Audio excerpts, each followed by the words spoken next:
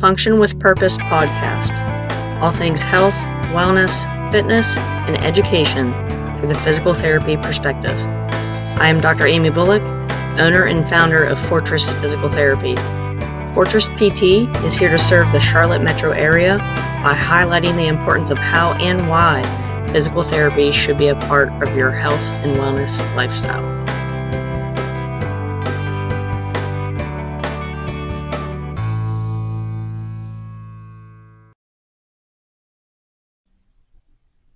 Here we go. Welcome to Season 8, Episode 5 of the Function with Purpose podcast.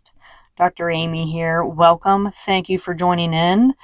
We're going to get straight to the topic, a little bit of nutrition today. I've been having a lot of talks with my patients recently regarding nutrition, but not as much specifically on this specific topic, but something that I have done for quite some time, but now my thoughts and processes have changed on this. So today's topic, should I intermittent fast for my workouts? Now, I am a morning type person workout. I typically do my workouts and training around somewhere between 6:30 and 9 a.m., usually in that time range. And I performed a lot of intermittent fasting. The only thing that I would, quote unquote, eat or drink would be probably about a cup and a half of coffee before working out. And that was probably about an hour or so before coming in and hitting the gym. But so I'm just going to go over some basic things with what intermittent fasting is, and then just my thoughts behind it and a little experiment that I've been doing. So intermittent fasting is a purposeful time-restricted window of not eating or fueling the body. This can be very advantageous. Actually, there was a book that I read by Dr. David Sinclair, and intermittent fasting actually has tremendous health benefits in order to expand our health span and lifespan. So there is some purpose and good literature behind this, but intermittent fasting, again, it is a time-restricted window of not eating or fueling the body. It can be used in aid in digestive issues. So maybe individuals may have some GI concerns, and sometimes we just need to give the belly a break from constant work. It can also be utilized in incorporating intermittent fasting to help with weight loss or fat loss. And also the type of schedule one may have. So one thing that comes to mind is a surgeon, right? A surgeon may have to be in surgery for 8 hours, right? So of course he's probably hydrating as needed, but he's not really eating food while he's doing, or she is doing, surgery on a patient in front of them, right? So intermittent fasting can be very good with lifestyle and a busy work and travel schedule. So typically a common intermittent fasting window is somewhere between 12 and 18 hours. Me personally, I've done probably around 14, 16-hour fasting windows. So what does that mean when you do eat food? So that means you have about a 6 to 8 hour window to get all of your calories in within that window.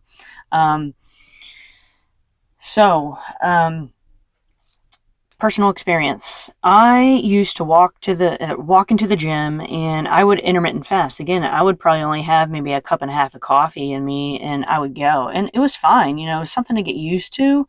And then when the weekends came about, especially Saturdays, I would intermittent fast longer. So I would lean more towards 16 to 18 hours of not really eating anything until noon on Saturday. So I would cease eating by like 7:30 p.m. on a Friday night.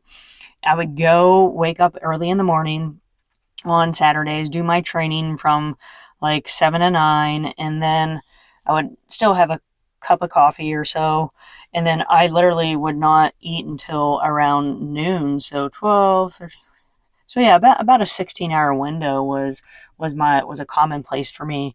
And it takes time to get used to that. And my thought process behind it was literally, now I don't have any really GI issues. I used to, but I didn't do intermittent fasting because of GI issues. But my thought process of incorporating intermittent fasting into my nutrition habit routine was honestly to give my belly a break. When you think about this, we are constantly feeding our body and fueling our body. So our GI system, our stomach and the intestines have to constantly work.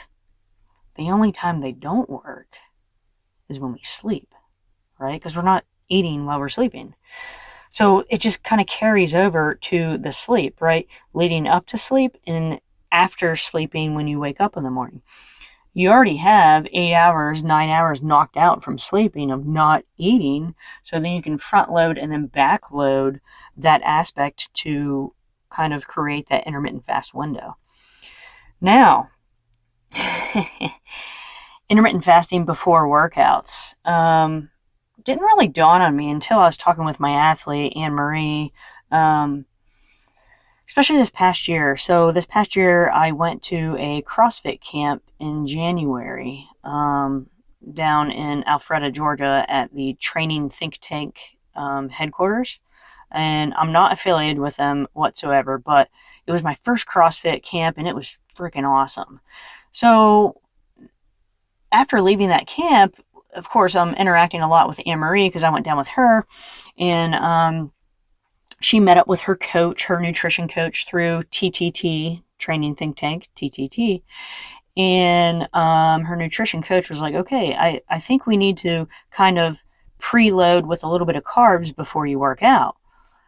Therefore, your workouts can be more effective. You can go a little bit longer. You can lift a little bit more. You feel stronger. You don't, quote unquote, gas out or tank out, right? And so I took that concept and I was like, let me try this. Well, get back from the CrossFit camp like mid early January, and then the CrossFit Open was coming up in February. So I was like 4 weeks out. I'm like, okay, I'm going to try this. I'm going to eat somewhere between 20 and 30 grams of like a fast digesting carb. So I chose Teddy Grahams. Who doesn't like Teddy Grahams? They're crackers, they're honey, they're graham, and they're just amazing. And so I would eat, an ounce of Teddy Grahams before working out. And I'm not joking you. Just that little bit, and I think it's about 22 grams of carbs. These are quick, fast-acting carbs that will get into the bloodstream very quickly, which therefore feeds into the muscles very quickly. And what do you do when you work out? You use your muscles. Duh. You're breaking down the muscle tissue in order to rebuild muscle tissue after working out. So I'm not joking you. Leading up to the Open, like my workouts and training days were a little bit more effective. I could tell a difference. I could totally tell a difference just by adding some quick carbs before, like 30 minutes before rolling into the gym. Just a serving of Teddy Grahams. So basically it's just like a big handful of Teddy Grahams. And I definitely feel like that helped me for my CrossFit Open workouts. I am still doing that. After the Open, I did revert back to just intermittent fasting before workouts, and I could tell that my energy levels within my workout routine were lower. Like my efforts weren't as well. I was a little bit tanking out earlier within my training rather than towards the end. And so, after going back to intermittent fasting for a week and just getting back to that, a cup and a half of coffee before I roll in and no quick, fast-acting carbs, I noticed a difference. So I got back on the, quick, fast digesting carbohydrates before I work out, somewhere between 20 and 30 grams.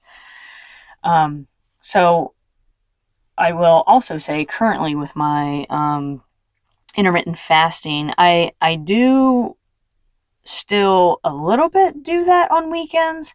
So even though I kind of still break it with the Teddy Grahams leading into my Saturday training, but then after eating those Teddy Grahams around 6:30 in the morning, I will purposely not eat my breakfast or brunch until 12 p.m. So there's a little bit of experiment going on. And additionally, still on from my personal end,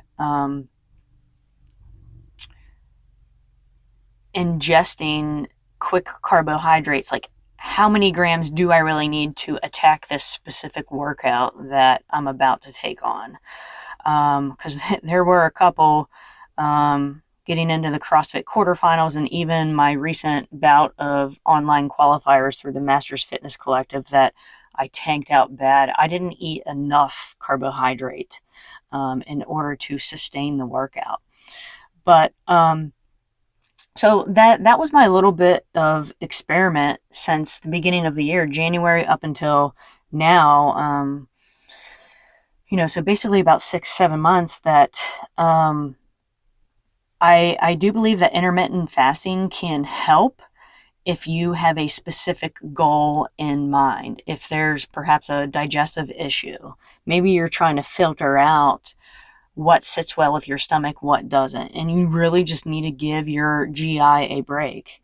Obviously, it can be, and there's pretty good research on weight loss, incorporating intermittent fasting windows for weight loss and fat loss. And I think another big thing for intermittent fasting to utilize and help shape around your schedule is your busy work or travel schedule. And, maybe perhaps you may be a person who just wants to incorporate intermittent fasting once a week. It makes you feel good. It totally relaxes your belly. I still do that. So, on Saturdays, like I kind of just feel like my belly is on a break. And to me, it makes me feel good. I don't feel bloated. I don't feel like my hands and feet are swelling. So that's a little bit of a background on should I intermittent fast before my workouts. I think it's going to be highly individualized, especially gearing for workouts, or if you are actually training for something. You probably need to hook up with a nutrition coach and they can help guide you down the right pathway. So yeah, any questions, definitely drop them in the comments, but, salute if you have any coffee in your hand, and we will see you guys on the next episode.